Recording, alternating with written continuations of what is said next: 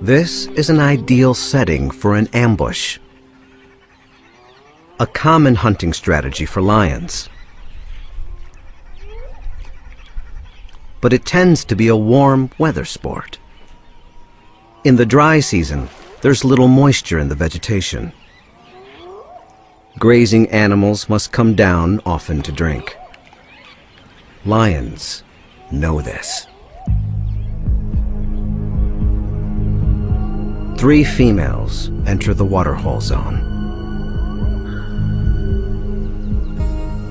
2 grown adults and 1 young one, a novice.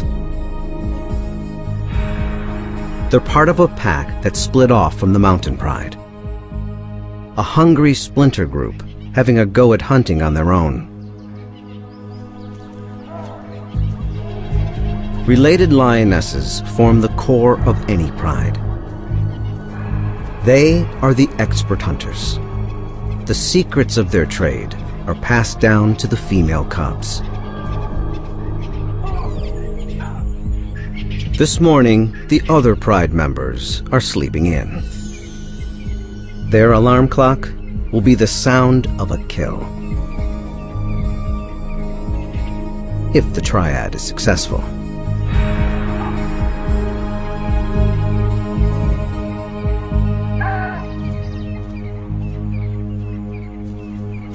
The cats take up their positions before any sign of prey. Cat 1 is equidistant to cats 2 and 3, about 70 yards apart. No cat is stationed more than 50 yards from the waterhole. This triangle formation means only one thing: the ambush. They surround the waterhole while leaving enough room for prey to enter. Experience tells them prey will likely come from this direction, then down a hill that leads to a popular drinking spot. Now they wait. The ambush requires perfecting a vital skill: patience.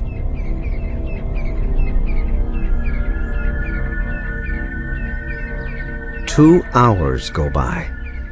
Nothing.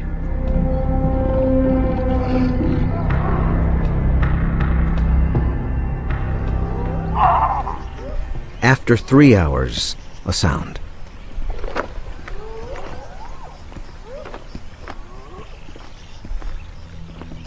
Thirsty zebra. From the direction the lions expected.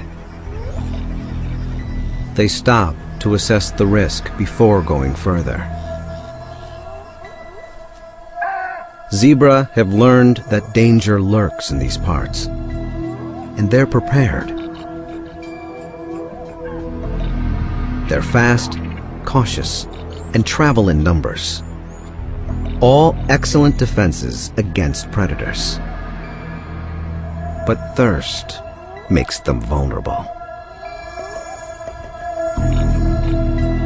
The distance closes between hunter and hunted.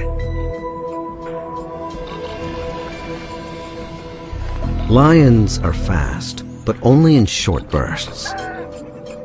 If they don't get close enough, their prey will outrun them. Too close, and they'll give themselves away. The plan: any cat can start the ambush. They'll wait for the defense to make their move. Once the zebra have gotten close enough, here in the red zone, a lioness will strike. Suppose cat number 1 leads the charge, but fails to take down the target. Cats 2 and 3 are in strategic positions to intercept the fleeing prey.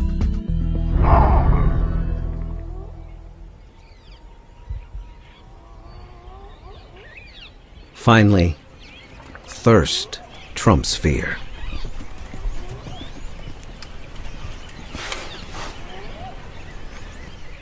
It's all going according to plan.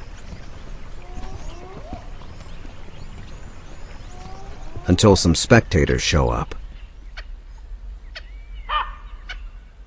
Swainson's spurfowl will screech when they sense a threat. The zebra will then be alerted to the hunter's plot. This cat must stay cool, or the ambush goes up in smoke.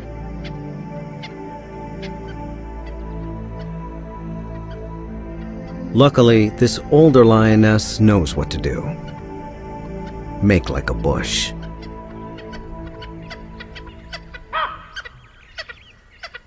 She pulls it off. And the hunt is still on.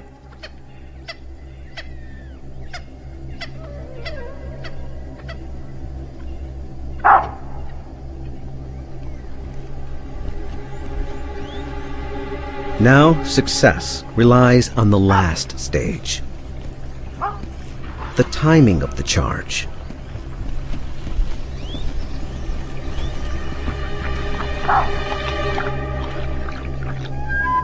How do you know when it's right? No one can say for sure. It takes that unknown, unquantifiable factor. Experience.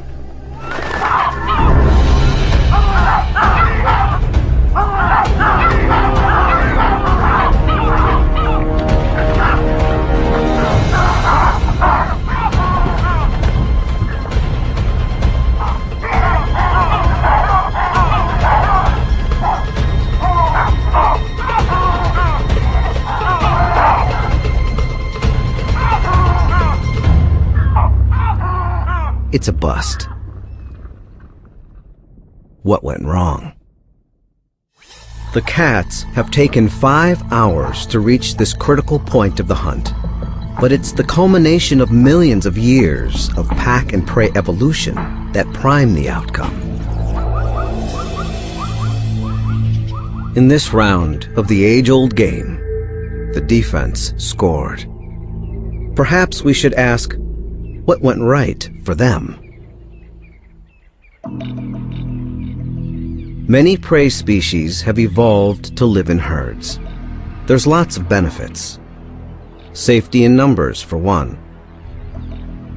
And more scouts to look out for danger. Perhaps they saw or heard the lions before the charge. But looking back, we see the triad flawlessly getting into position. Quiet, stealthy walking, and artful camouflage. Perhaps the zebra picked up an alarm call from another species. Not the spurfowl. Here, the lioness's passive concealment preempted detection. But she couldn't do anything about another spectator. Like birds, baboons send out alarm signals when predators are in the vicinity. But the zebra didn't seem to react to their distant call. What is clear, if you look closely, is a problem with the charge. It seems the timing was off. The culprit? The rookie. As with many youngsters, she lacked patience. The ambush might have worked if the lioness waited for the zebra to move into the ideal position for the net to close. The retreating herd would have been cut off by the waterhole and blocked by the other hunters. But the inexperienced cat jumped the gun and scared the zebra back up the hill and away.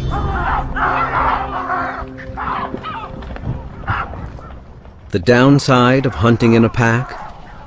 You're only as good as your weakest link.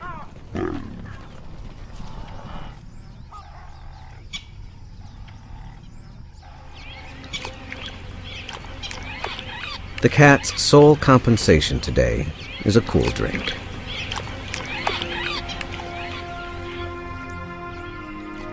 But this wasn't a waste of precious lion time. It's excellent training for the youngster, and therefore the entire pride. There's nothing like learning from losing.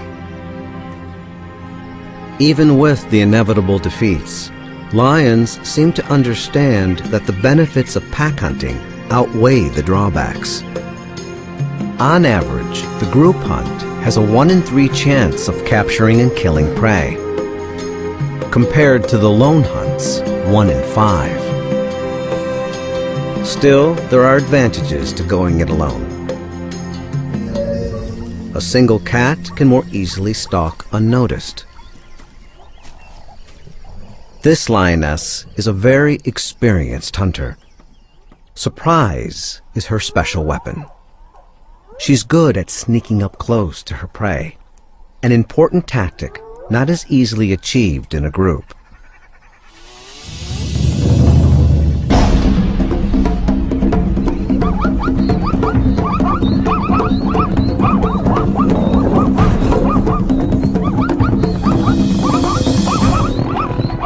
Without her perfectly adapted claws, success would be elusive. Lion claws are retractable. When a lion's not hunting, claws are kept sharp under a protective sheath. As a lion jumps on the prey's hindquarters, they release their claws and sink them into the flesh, like hooks. The cat tugs downward while muscle and teeth take over, finishing the job. A lone hunter can keep more of the spoils for herself, but eventually she'll have to share with some of the others, even if she doesn't want to. Sharing is a lion thing. Most other cats are loners, but lions depend on each other to raise their young, to defend their territory, and especially to hunt.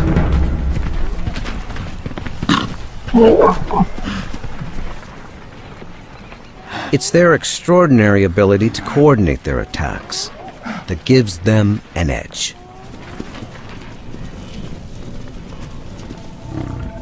The mountain pride is skilled at the group hunt, but they're struggling. They can't seem to kill enough prey to quell their hunger. Something is getting in their way. A problem that might seem familiar to many species. Teenagers. Teenage boys. Normally, when the cubs reach 3 or 4 years, the dominant males kick them out of the pride. These elders won't tolerate sexual competition. But there are no adult males in the mountain pride. Perhaps they died or wandered off to join other prides. As a result, the young males have stayed at home. The mothers have tried to teach them to hunt, to earn their keep, but they're mostly interested in sleeping in. These hulking teenagers have the strength and appetite of adults, but they act like cubs. The mothers and sisters must hunt more to feed themselves and all these growing boys. If the females don't kill more and bigger prey, the whole pride will be in jeopardy.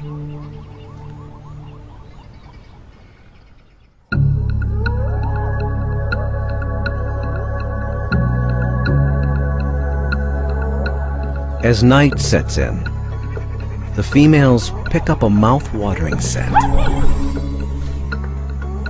Impala.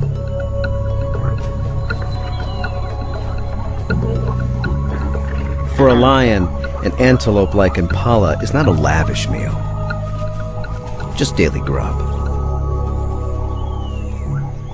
But this doesn't make the hunt any easier. Impala possess a kind of advanced warning system known as the flight zone. As soon as a potential threat crosses the perceived boundary, the animals know to run. The alarm system provides a head start. An impala knows it can outrun a lion if it takes off as soon as the alarm is triggered.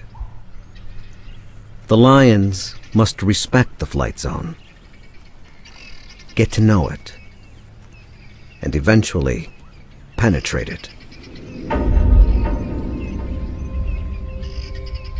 They must inch as close as possible to their prey without being detected. This is because lions are built for speed, not for distance. Like all cats, they stand on the balls of their paws.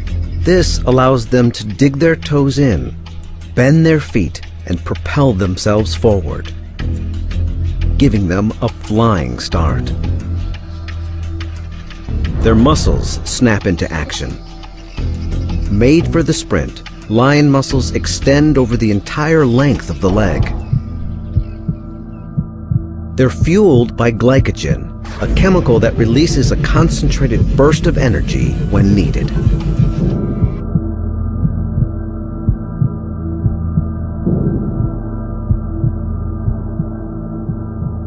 But it's short-lived. The lion may be able to hit its top speed of 37 miles per hour in a split second, but it can only maintain it for 300 feet. Prey like antelope or zebra have hooves that lack the bending ability of paws, so are slower off the mark. But once they get going, they can maintain their top speeds for much longer.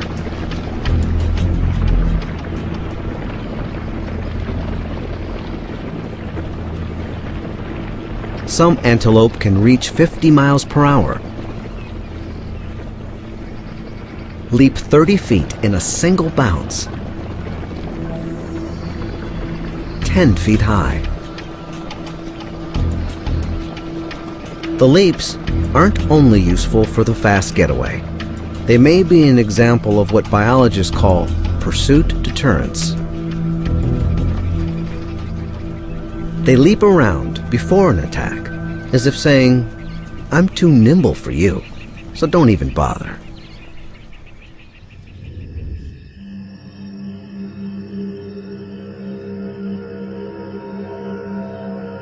The hunters quietly slip toward the prey.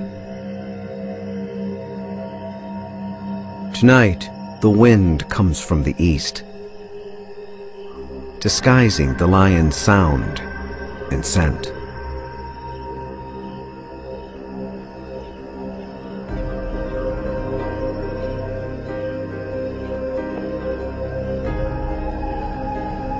They fan out into the darkness, forming a line from one angle.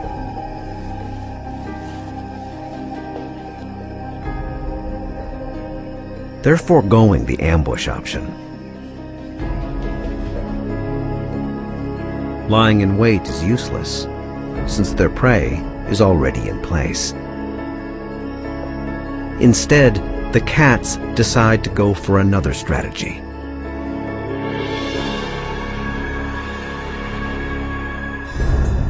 The plan: 5 cats will form a line, staying within eye contact of each other. They'll want to get close enough for the collective sprint, while remaining outside the flight zone. If the outer lions play the wings, while the inner ones play center, their chances of catching impala will increase. The wings should start the charge. Some impala will leap away, but others might run toward the middle, where the centers can intercept them.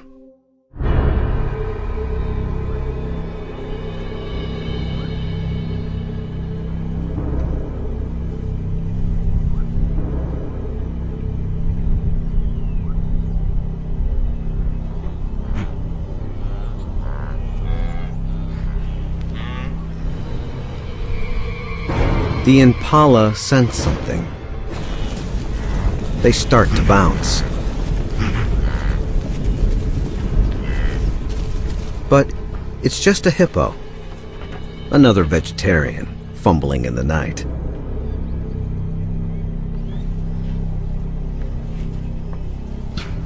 Again, a noise. Just another herbivore. The hunters turn this distraction into an opportunity.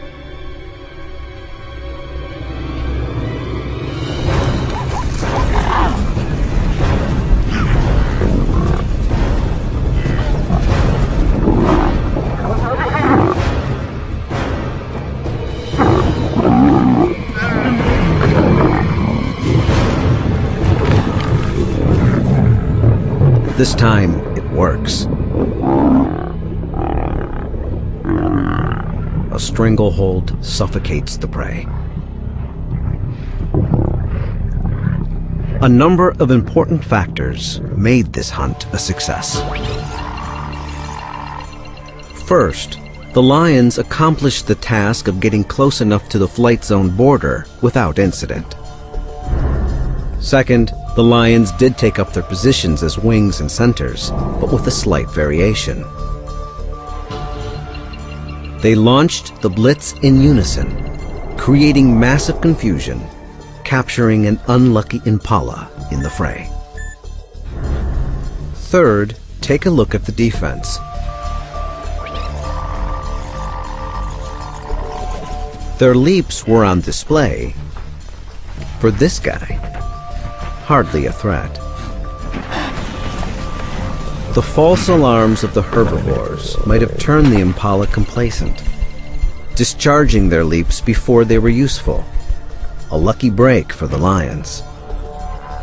Why didn't the impala detect the real threat in advance? The lions moved into the wind, concealing their sound and smell, allowing them to close in on their prey before the attack. All these variables created the perfect storm of events, empowering the lions to make a killing.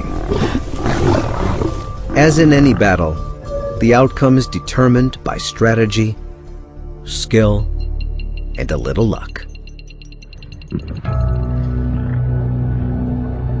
Tonight, the female hunters are rewarded for pulling off their plan. But the victors will not be left in peace.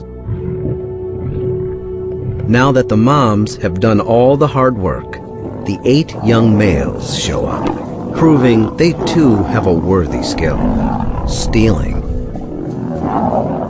They leave nothing for the lionesses.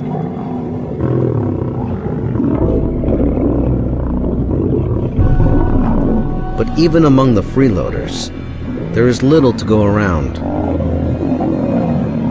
One impala weighs about 130 pounds, so would barely satisfy a couple of lions in one sitting. For us, it would be like a large family sharing one sandwich for dinner.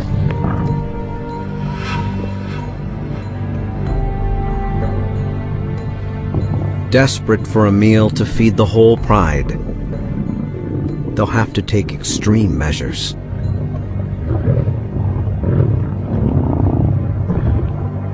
Next time, the hunters will attempt to take down the ultimate prize: the tallest animal in the world.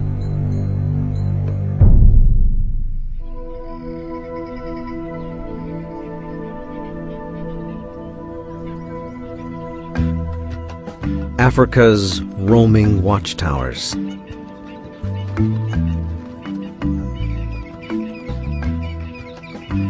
Elegant, graceful.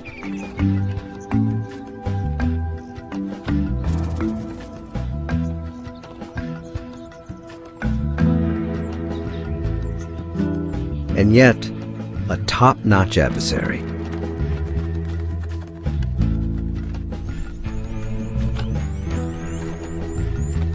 A creature that lions usually avoid, because of their formidable defenses.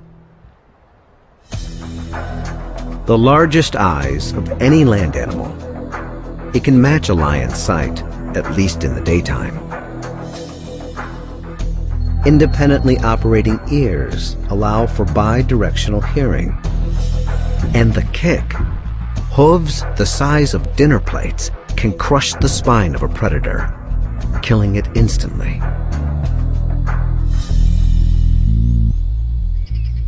A lion hunting giraffe would be like a human tackling an elephant, bare-handed. It's no small wonder this creature has so few predators. But that doesn't stop the lions from dreaming and scheming. Why do they even bother? First, bigger prey means more food for the oversized pride. Second, giraffe are plentiful throughout the pride's jurisdiction.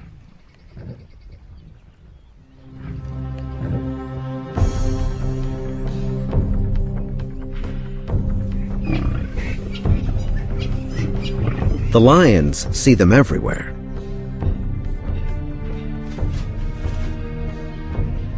But watching giraffe is very different from hunting giraffe. The success of such a kill usually depends on the heavyweights pitching in. Remember, the only males in the mountain pride are the layabout teenagers. Perhaps the females are on a fool's errand. Most lions would attempt to pick on someone closer to their own size.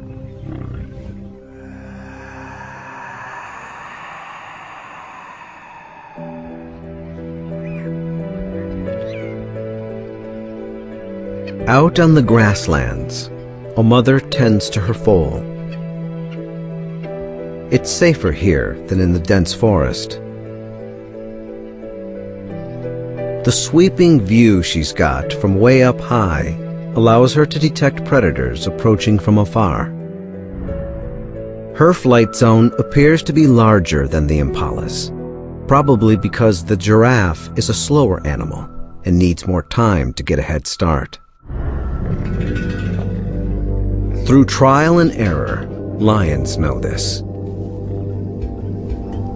They also know if they penetrate this giraffe's flight zone, she won't run.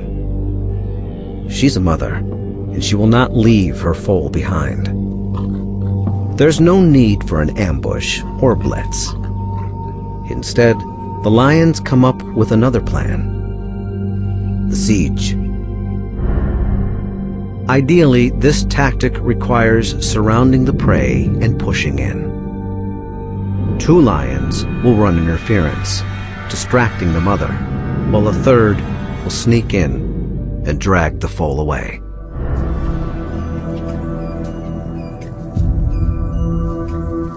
The lions creep close, encircling their target, blending in.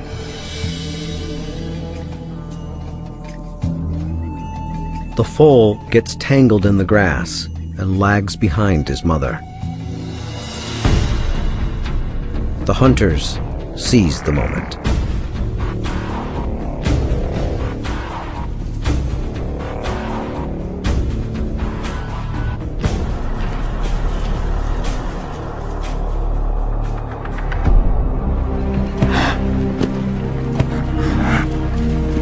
The lions pull off the first phase of the strategy. But now they'll have to contend with the mother's fury. They pause and reset their positions. The foal is injured. Suddenly, a 4th cat barrels in, distracting the mother. Without her, the foal is defenseless.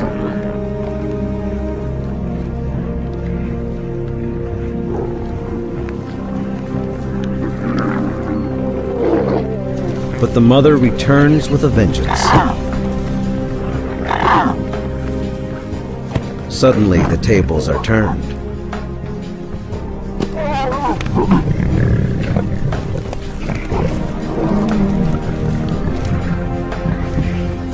But the giraffe has made a fatal error.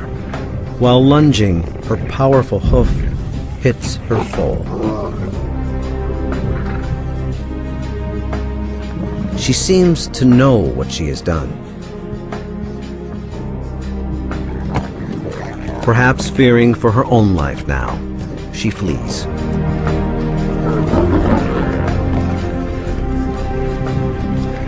It's over.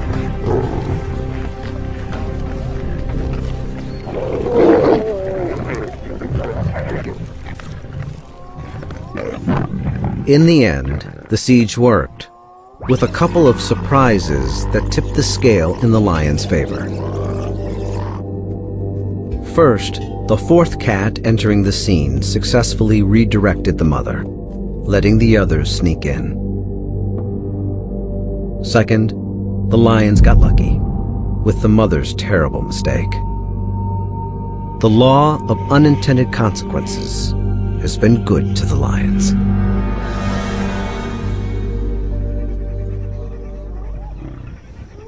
But a large lion family needs much more protein than the foal can provide.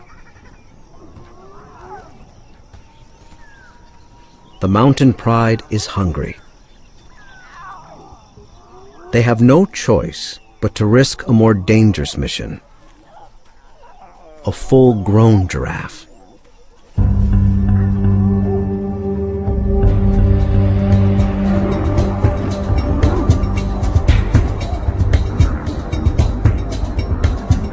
The odds are against them. How will they go after the mighty giant? They start with a move to the right location.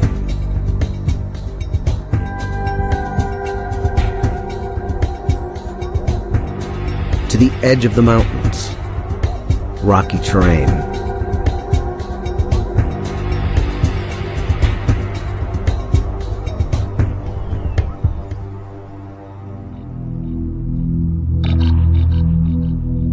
Here, the male giraffe hang out in the thick acacia trees, eating.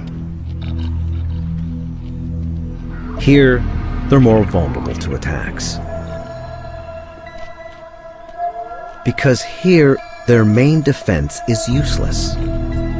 Giraffe can't easily run over the rocks. In fact, they're stumblers. Their height serves them well, except when it comes to stability. Once felled, getting back up is tough. Lions observe this. The giraffe's other excellent defense, seeing far across the grasslands, is also compromised in the forest. They can't see, and they can't run.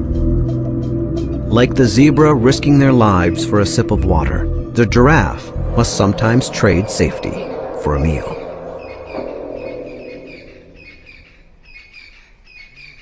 The pride enters the male giraffe territory, gearing up for the challenge.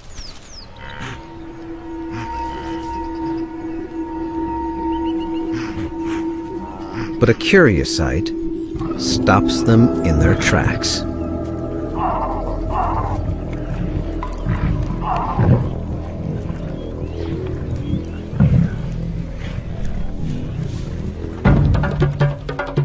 Battle of the necks. Two males duke it out to establish dominance. As they age, the bones on their skulls grow and toughen. The duel may look graceful, but a well-placed blow is like a wrecking ball crashing into the neck.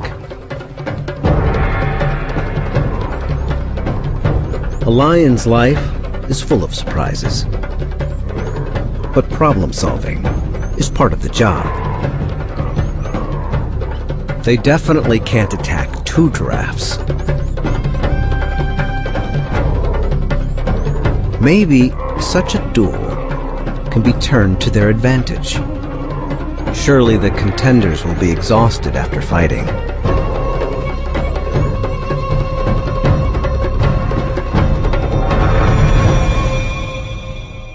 By day's end, the winner is declared.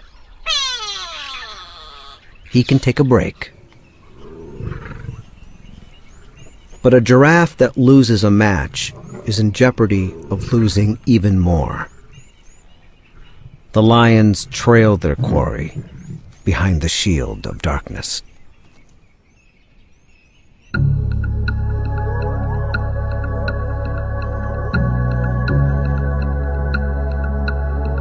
The Mountain Pride calls in more troops. 6 females join forces tonight. Their chances are slim, but they use the night to their advantage. Giraffe struggle to see lions in the darkness. But lion eyes are perfectly adapted to nocturnal hunting. Millions of rods in the retina enhance their ability to detect shapes in low-light conditions. A layer in the back of the eyeball works like a mirror. It bounces light back through the retina, making objects appear brighter. It's also responsible for the eerie glow in their eyes. The Mountain Pride picks up a scent in the maze of the forest.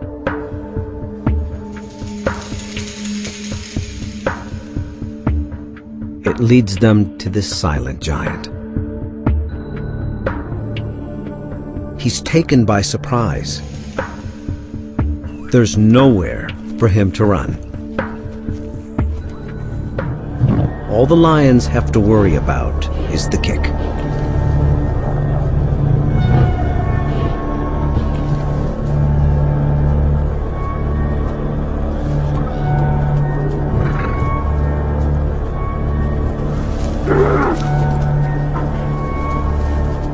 As with the female giraffe, an ambush or blitz is unnecessary. Instead, they'll deploy their siege strategy. The plan: first, the lions must herd the giraffe out of the trees and into a small clearing, giving them room to work. The pack will encircle him to within a few feet of his hooves. At least 3 must run interference, while 1 jumps on his back. Then the entire team will wrestle him down. The giraffe has only one option: to fight.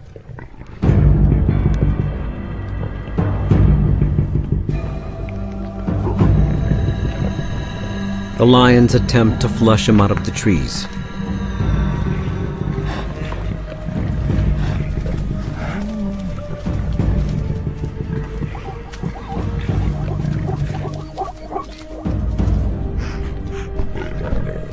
In the clear, they circle their prey, right under his hooves.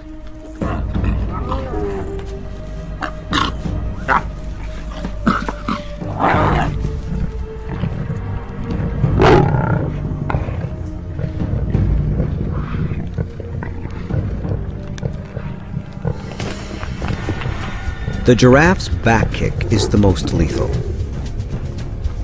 Like a fast-swinging sledgehammer.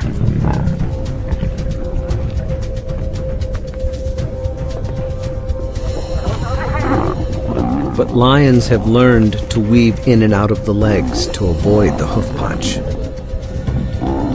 The front kick is also powerful, but more of a swat than a slug. Suddenly, one cat makes the leap.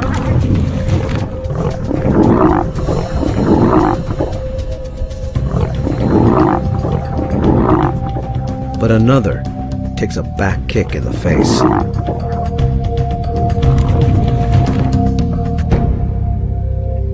The defense holds its own.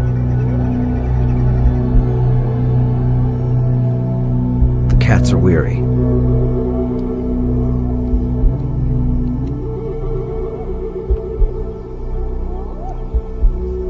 The combatants are locked in an uneasy truce.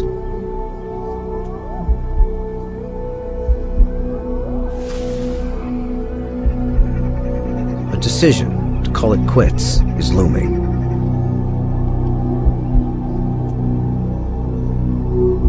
Until a surprise.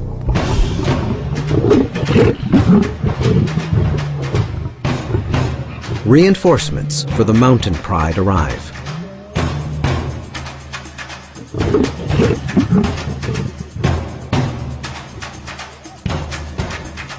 It's the young males, the ones who hardly ever worked for their food. The lionesses are relieved. The extra troops break the deadlock. In the darkness, the battle ends.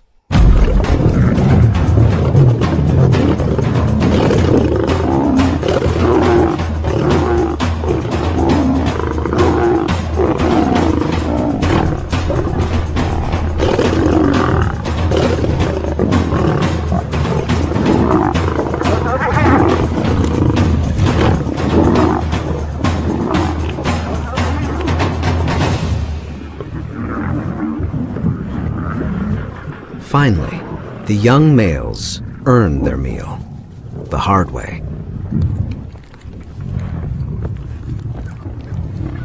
A second look lets us examine what worked for the lions. 1, they found the right spot for hunting giraffe, in rocky terrain with no place for the prey to run.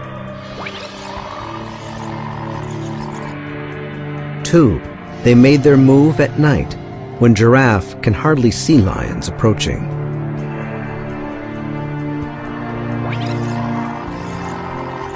3, after herding the giraffe into a small clearing, they closed in almost directly under him, avoiding his kick, at least for a while.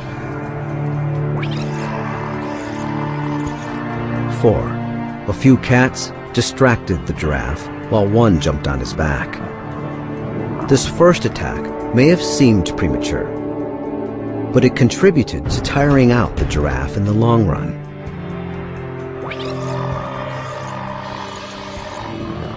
5, remember the lioness who received the blow. In slow motion, we can see she actually twists her body backward, avoiding the thrust of the kick. This acrobatic defense allowed her to avoid an injury and stay in the fight. 6. If you look closely, you'll see a rotation. Some lions moved in, while others retreated. They were tired, but would have been dangerously exhausted if they didn't take turns.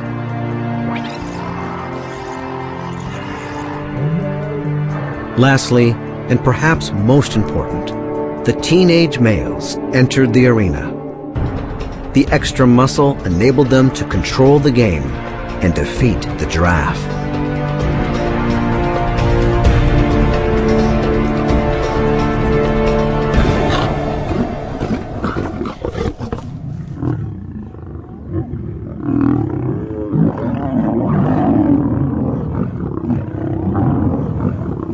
At last, there is enough food to satisfy the entire Mountain Pride.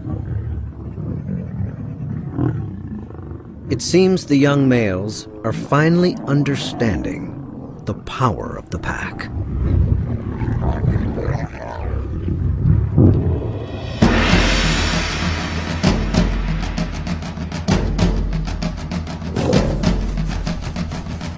This death, this meal, did not happen merely by chance. There are a myriad of tiny variables reacting off one another that determines the outcome of the battle. The mastery of perfect timing, the fine-tuning of sensory skills, the fervent dance of defense. But it is this power of cooperation that has worked to the lion's advantage. The mountain pride has learned to take down the tallest animal in the world by pooling their expertise into team tactics. A smart move in the ever-changing duel of life and death. Played out on the battlefield of the wild.